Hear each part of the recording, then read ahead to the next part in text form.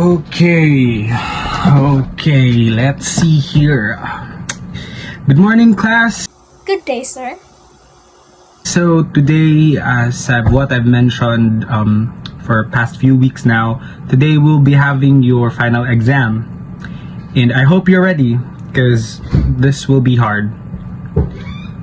Wait, I just got notified that I will be having a meeting right now, so I can't really have the exam with you. So I'll just have to leave you for 30 minutes and maximize that time to review your exam, okay? Once I get back, we'll get on right to it, okay? I'll be right back.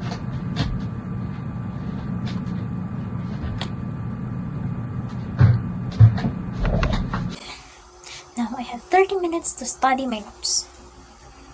Okay, Norse mythology. Okay, Norse mythology. I can't focus. Why does this information can't go inside my head? Please go inside my brain. Maybe I need to rest first. Yes, I need to rest to freshen up my mind. So maybe I will just take a nap for like 5 minutes. Alarm set. It's time to nap.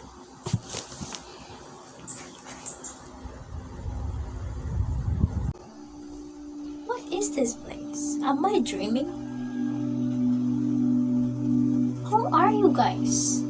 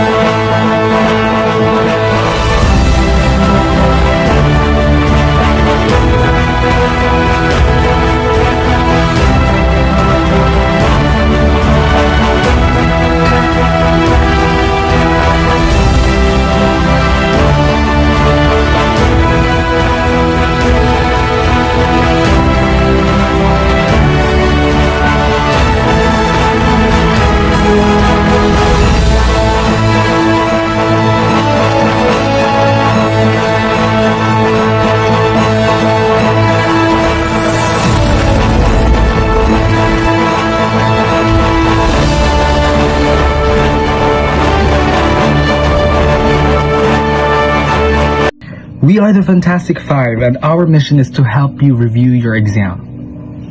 Really? Aw, so nice of you guys. Thank you. So, what is your examinations all about? It is about Norse gods and the mythology of Norsemen. Well, you asked the right people, young lady. Before the beginning of time, there was Ginnungagap, a bottomless abyss which separated the icy land of Niflheim and the fiery land of Muspelheim. These two realms rose in power and clashed. The burning frost turned into water drops, and the water drops turned into life. The first living being was Ymir, a hermaphroditic giant who was created from those life-giving drops of water and whose death was brought about by Odin and his brothers. Odin, Vili, and Ve, Ymir's descendant, fashioned the Nordic mythological universe from his blood, bones, flesh, teeth, hair, eyelashes, brains, and skull. The Norse gods belong to the two major clans, Aesir and Vanir.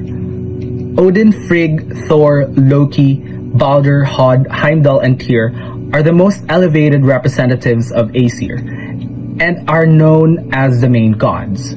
The second clan, Vanir, contains the fertility gods and Count Njord, Freyr, and Freya as their most notable members. Despite the antagonism between them, it was necessary for the two families to combine their powers and ideals for all to prosper. But first, you need to meet the Norse gods and goddesses. Fantastic Blue, it's your time to shine. First, we have Odin. The supreme deity of Norse mythology and the greatest among the Norse gods was Odin, the All-Father of the Aesir. He was the awe-inspiring ruler of Asgard and most revered immortal who was on an unrelenting quest for knowledge with his two ravens, two wolves, and the Valkyries. He is the god of war and being delightfully paradoxical, the god of poetry and magic. He is famous for sacrificing one of his eyes in order to be able to see the cosmos more clearly, and his thirst for wisdom saw him hang from the world tree Yggdrasil for 9 days and 9 nights, until he was blessed with the knowledge of the runic alphabet. His unyielding nature granted him the opportunity to unlock numerous mysteries of the universe. Next is Odin's wife, Frigg. Frigg was a paragon of beauty, love, fertility, and faith. She was the mighty queen of Asgard, a venerable Norse goddess who was gifted with the power of divination and yet was surrounded by an air of secrecy. She was the only goddess allowed to sit next to her husband. Frigg was a very protective mother, so she took an oath from the elements, beasts, weapons, and poisons that they would not injure her brilliant and loving son Balder. Her trust was betrayed by Loki, a most deceitful god. Thank you, Fantastic Blue. You should also meet Balder. Frigg and Odin are the parents of Balder, who was described as living between heaven and earth. Balder was the epitome of radiance, beauty, kindness, and fairness. He was believed to be immortal, but he was killed with mistletoe, the golden bath that contained both his life and his death. Second is Loki. Loki was a mischievous god who could shape or shift, can take up animalistic forms. He convinced a scheme to cause the death of Balder. Upon learning the mistletoe was the only thing that could hurt Balder, he placed a branch into hands of blind god Hod and tricked him into throwing it at Balder, killing him. Now it's your turn, Fantastic Pink. Alright, Fantastic White. So Thor. Thor was Odin's most widely known son. He was the protector of humanity and a powerful god of thunder who wielded a hammer named Mjolnir. Among the Norse gods, he was known for his bravery, strength, and feeding power and righteousness. Next is Freya. Freya was one of the most sensual and passionate goddesses in Norse mythology. She was associated with much of the same qualities as Frigg: love, fertility, and beauty. She was the sister of Frey. Next is Frey.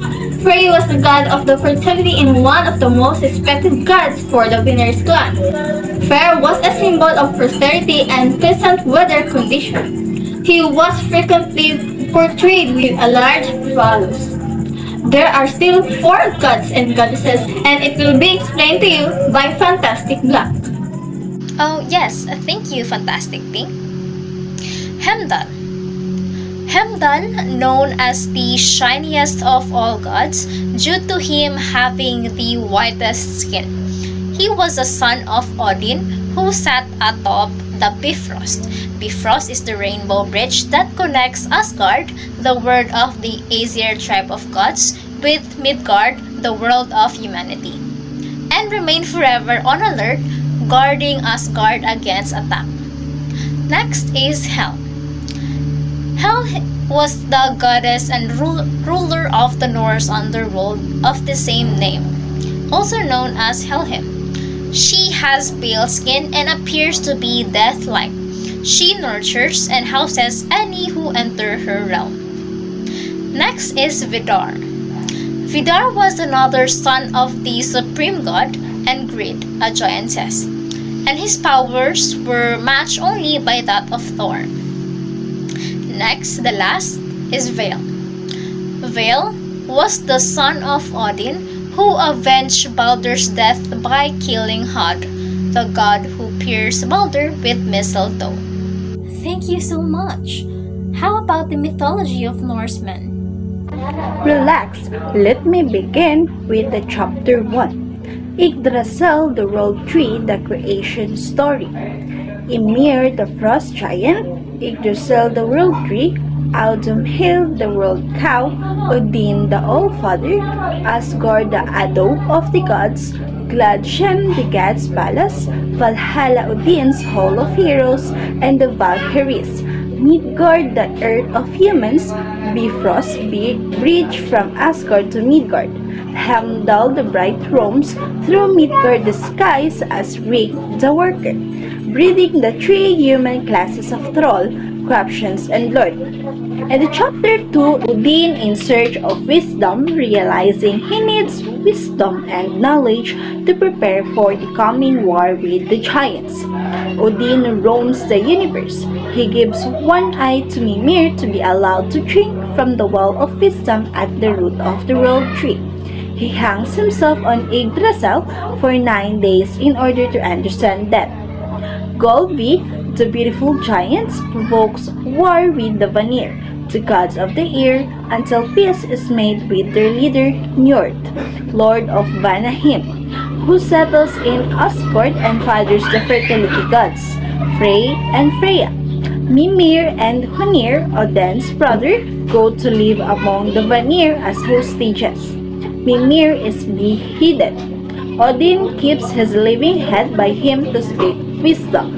The long story of Vasir the wise, murdered and his blood turned into Vas, the mead of inspiration by dwarves, which is then stolen by the giant Suttung. Odin in disguise tricks the giant Baugi into helping him enter the Dungeon, where the mead is guarded by the beautiful giantess Gunnlod, whom Odin seduces, swallowing all the mead and turning into an eagle to fly with it back to Asgard. So in chapter 3, the apples of Iduna, the arrival at Asgard of the Mistral and harpist Bragi, son of Odin and Gunnlod, who obviously became very familiar in the cave of Vasir, accompanied by beautiful Iduna, who keeps the gods supplied with the golden apples of eternal youth. Wandering through the world of Odin and Honir, encounter Loki, part giant and all trickster. Carried off the storm giant Cassie, Loki promises to deliver him Iduna, who leads into a wood where Thiassi as an eagle captures her and carries off to his castle in Thrymheim, kingdom of the winds. Loki promises the Aesir to rescue her and flies to Thiassi's castle as a falcon and carries Iduna back in the shape of the Nug. Thiassi as an eagle chasing is burned by the fire and threshold of Asgard. His daughter Skadi demands vengeance and is married to an Aesir she chooses by his feet from behind a curtain. It is Njord of the Vanir and of their union are born Frey, Lord of Peace and Fruitfulness, and Freya, Lady of Love and Beauty. So please continue, Fantastic Blue. In chapter 4, Loki and the giants from the start, Loki's ambiguous status in Asgard. Odin has made blood brothers with him, but Loki is quite prepared to betray the Aesir if it suits him. Along with Odin in Honir, he helps the peasants save his son Ragnar from the giant Skrimir, who has vowed to eat him by hiding him in an ear of corn, is one's feathers a flat fish roe. A man appears who promises to build a wall which will keep out the Rhine giants and hill giants in 3 years. He demands Freya and the moon and the sun. Loki advises the contract to give him Freya if he can do it in 1 year, since that's obviously impossible. The gods agree, but the man proceeds to almost build with it with the help from his supernatural horse Svadilfari. Loki transforms into a beautiful white mare and steals Svadilfari away. The man turns into monstrous giants who threatens Asgard until Odin casts down the shield Svarin, which was hiding the sun, which turns the giant to stone. Loki returns some months later with Svadilfari and a foal, the 8-legged super horse Sleipnir, who will become Odin's magic stick. In chapter 5, Loki makes mischief. Loki copulates with the giantess on her Buddha tree monsters. Odin sends Hela down to the underworld of Niflheim, protected by the bloody dog Garm, and he flings the monster serpent Jormungand out into the sea, where he grows until he stretched right round the world and beat his own tail. The giant wolf Fenris grows larger. The gods try to bind him in two chains which break. Then Frey commissions a magic chain from the black dwarfs of Svartalfheim. Gleipnir and the gods trick Fenris into trying it on, but only if one of them places his hand in the wolf's mouth. The war god Tyr does so. Fenris is bound until Ragnarok, and Tyr loses his hand. Secretly angered, Loki cuts off the hair of beautiful Sif, wife to Thor, who goes berserk. As recompense, Loki commissions Valin, chef of the Black Dwarfs, to make the spear Gungnir for Odin, the ship Skidbladnir for Frey, and new golden hair for Sif. But rivalry breaks out among the dwarfs, and Loki bets his head that another dwarf, Sindri, can't do better. Sindri proceeds to make Gullinburtsi, a golden boar for Frey, Draupnir, the magic ring to Odin, and Holnir, the hammer to Thor. Loki, as a glad fly, distracts Brok while he's pumping the bellows. Some Holnir handle is a trifle short. The goddess deems Sindri's gift bags and prepare for Loki to be beheaded until Loki says Brok can have his head, but not his neck. Angered, the dwarf sews Loki's lips shut. In chapter 6, Freya the Bride. Freya is happily married to Other and lives in Folkvanger. She goes walking in Midgard and sees the the breathing necklace being forged by black dwarfs. She is bewitched. They will only give it if she spends one night with each four of them, and she does. Shamefully, she returns to Asgard and hides the necklace, but Loki steals it from around her neck and shows it to Other, who wanders off distraught. Freya goes searching for him through Midgard, dropping golden tears of sorrow. Frey sits in Odin's chair, Hild's staff, and sees a beautiful giantess, Gerda. He sends his companion Skirnir to woo her, which involves threatening her with a sword of sharpness. She says yes. Marriage fest into Woodbury, where Freya reappears reconciled to Other. In the night, someone sees Thor's hammer. Loki falls to Thrym him, for it has been stolen by Thrym, the giant of Nos, and buried 8 miles deep in the earth unless he can marry Freya. Thor is dressed as a woman and accompanied by Loki goes to Thrym him, where he plays the part until the hammer is brought, whereupon he kills Thrym, his sisters, and all their kin. While in chapter 7, Thor visits to Utgard, the giant, sue for peace and invite Thor to Utgard. In the heart of Jotunheim, stay with Utgard Loki. En route, they sleep in a vast hall which turned out to be Skimmer's gloves. As he sleeps, Thor 3 times tries to kill him with Mjolnir. Each time, the giant complains it's fickle.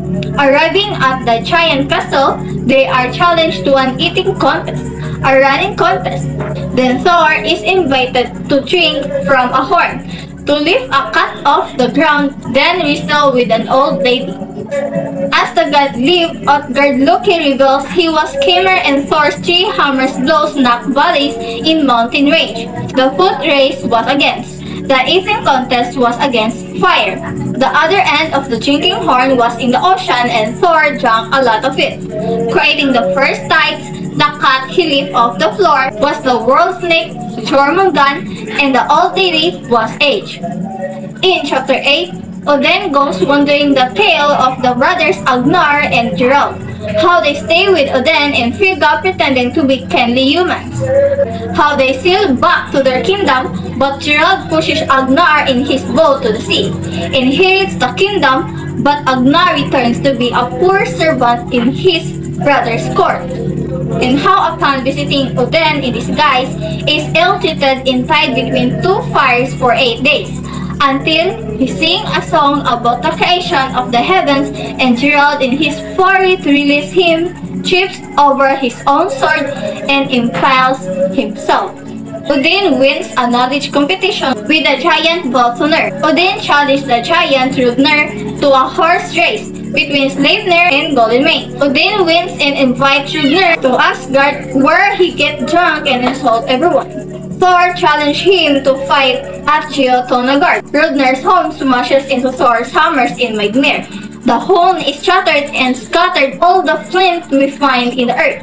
Mjolnir kills the giant, but a fragment of flint enters Thor's head. The giant's leg pins Thor to the ground until his 3-year-old son comes to free him. The sorceress Groa recites spells to loosen the fragment, and Thor tells her how much the gods love her husband Orvandil. In chapter 9, Geodor the troll, King Loki is trapped by Geodor into inviting Thor to his place without his armor or hammer. En route, Thor is entertained by the friendly giant Squid, who gives him a girdle of power and a magic staff. When he sits in the chair in Gerder's castle, it tries to crush him against the ceiling, but he uses the magic staff, and Gerder's 2 daughters beneath the chair break their backs. Thor approached the giant. He suddenly steals a rod of white hot metal from the fire and throws it at Thor, who catches it and throws it straight back. It passes through the stone column, through Gerder's body, through the castle with wall out into the earth. Thor leaves the crippled family and returns to Asgard. The adventure of Thor kills the traveler who comes to Gerder's kingdom sometime later, surviving Varus hazard and witnessing the carnage of Basic. Fantastic Black, may you please continue? Of course. Next chapter is the chapter 10. The Curse of Andvari's Ring. Wandering through Midgard with Odin and Honir, Loki sees an otter eating a salmon and kills both with one stone. They arrive at the castle of Redmar, who recognizes his dead son Otter and calls his brothers Fafnir and Regin. They keep Odin and Honir hostage, while Loki gets a net of Ran, the goddess of shipwrecks, and captures the dwarf Andvari in the shape of a pike. Andvari hands over all his gold but curses the ring. Loki returns and stuffs and covers the dead otter with gold. The cursed ring is the last piece, covering the last hair. The gods depart, but Redmar's sons kill him over the gold hoard, and then Fafnir takes it off to Nitahit and turns into a dragon. Regin goes to find employment as a smith with Hielbrek, king of the Danes. Here arrives the wife of the dead king Sigmund, once blessed by Odin, as a boy the only one able to pull the magic sword placed by Odin in the tree in his father King Volsung's hall. But when his fate decreed, met by Odin in battle, and his sword shattered. Regin raises Sigmund's son Sigurd, filling him with tales of glory, and especially about the gold hoard on Nitahit. The young hero asks Regin to make a sword. Twice he makes inferior ones, which Sigurd smashes against the anvil. For the third one, he asks Queen Hordis for the fragments of Sigmund's sword and forges the Sword of Power, Gram. On the advice of a strange old man with a broad-brimmed hat and one eye, Sigurd builds trenches where Fafnir comes to drink. Lying in wait, he thrusts up into the dragon's body. There is a death colloquy. Regin asks Sigurd to burn the dragon's heart, and as he cooks it, Sigurd touches it, burns his finger, and sucks it, tasting the dragon's blood. Instantly, he understands the conversation of the birds, who are warning that Regin plans to kill him. Without hesitation, Sigurd decapitates Regin. He hears the birds singing of a maiden in Hinfell, surrounded by fire.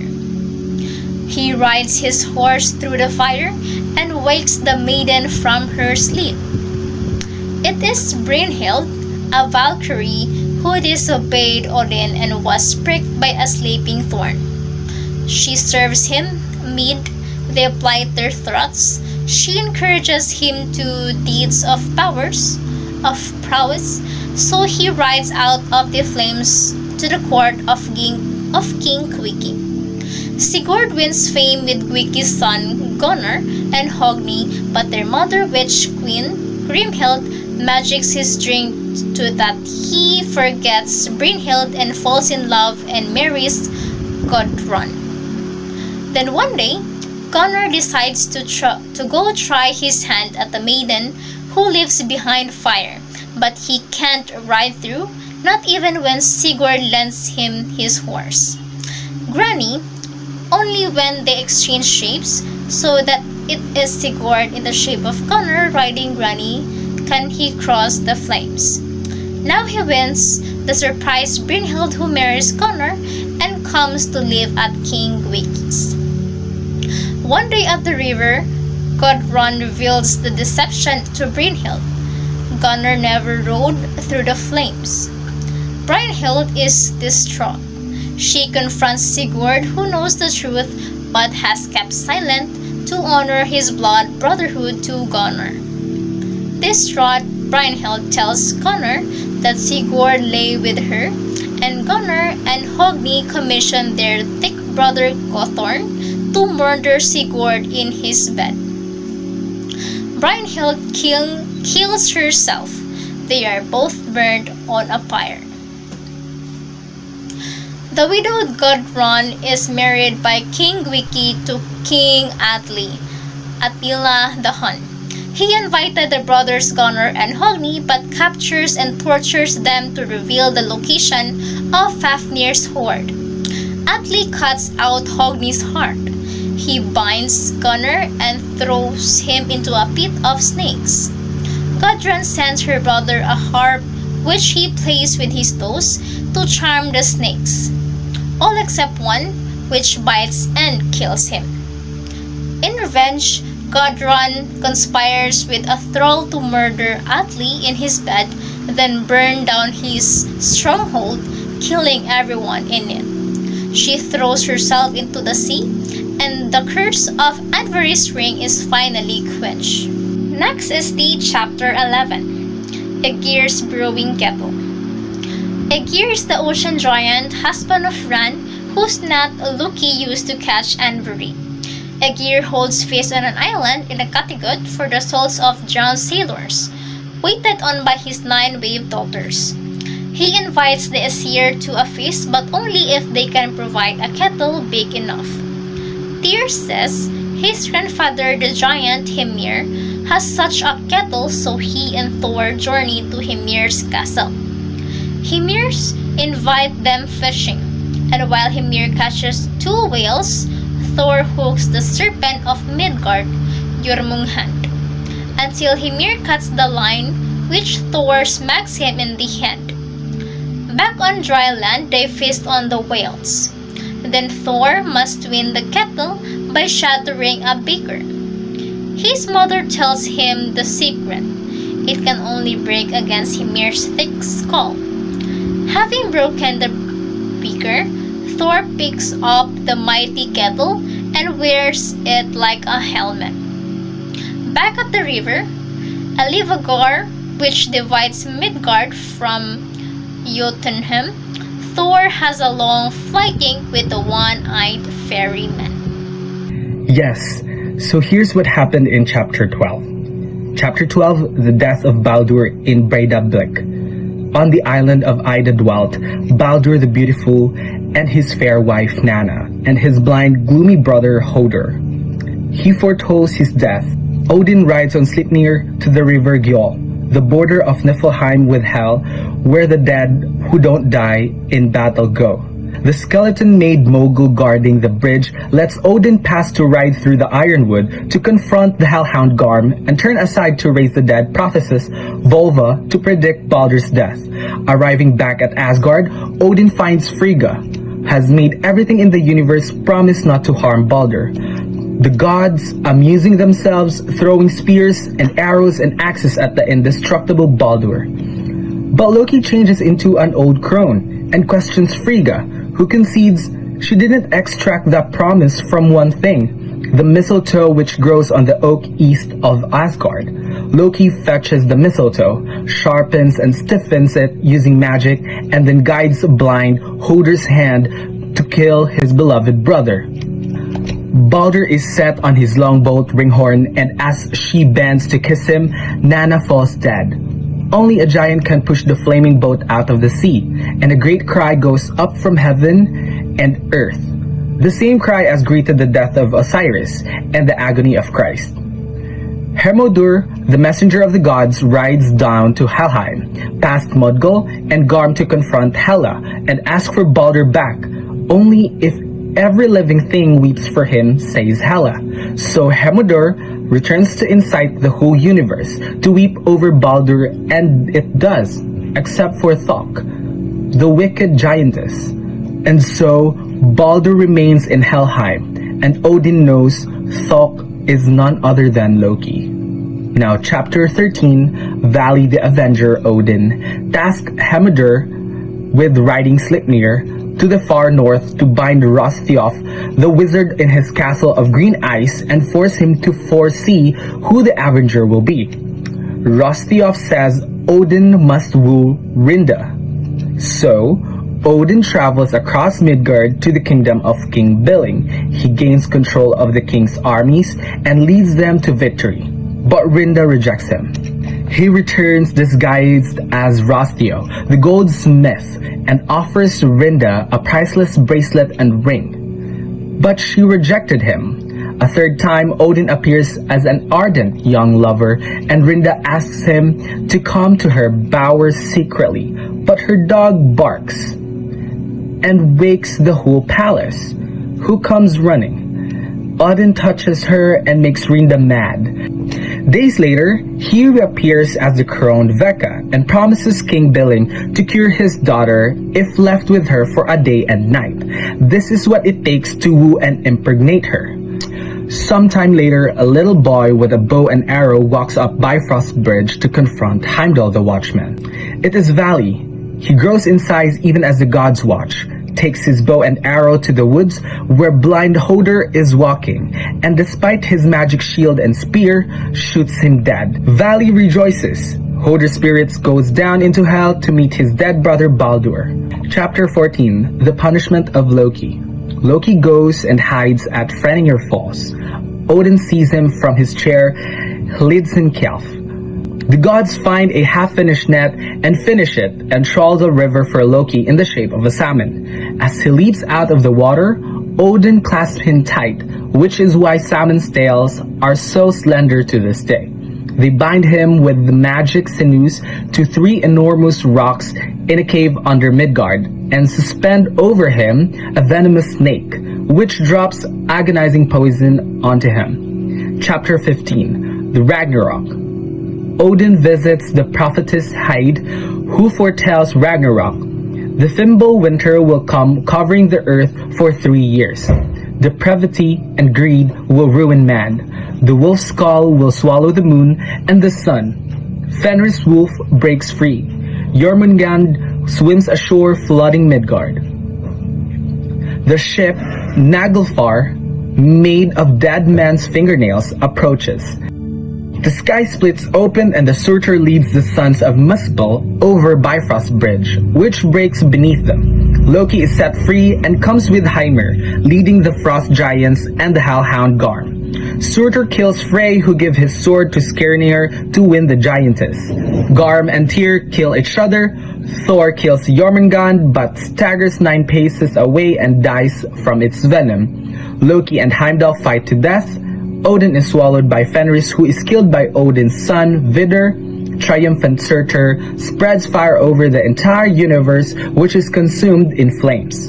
And yet, a new world will rise from the flames, pure and clean and beautiful, and new gods will govern it wisely, and a new race of men will be born fair and good. The sagas of Midgard, whether the heroes be Gunnar or Grettir or Sigurd himself, all end in tragedy. In the picture of the brave man struggling in vain against the powers of fate, and how can men die better than facing fearful odds? This was the Norsemen's view of life, and the deeds and fate of the heroes of saga must have been but the earthly counterpart of the deeds of the gods of Asgard. In their struggle against the giant forces of nature, so apparent to the men of the north, and of the doom, the Ragnarok, which was to overtake them. Alright, that's all. I guess you are ready for your examination. We have narrated you all of the story about the Norsemen and the Norse gods. Thank you very, very, very, very, very much. Yes, thank you. I am now ready for my exam. So, you will be awakened from this dream back to your exam. Exam. Yes, my exam. My exam. No. Good. I just set my alarm in my calculator. Genius.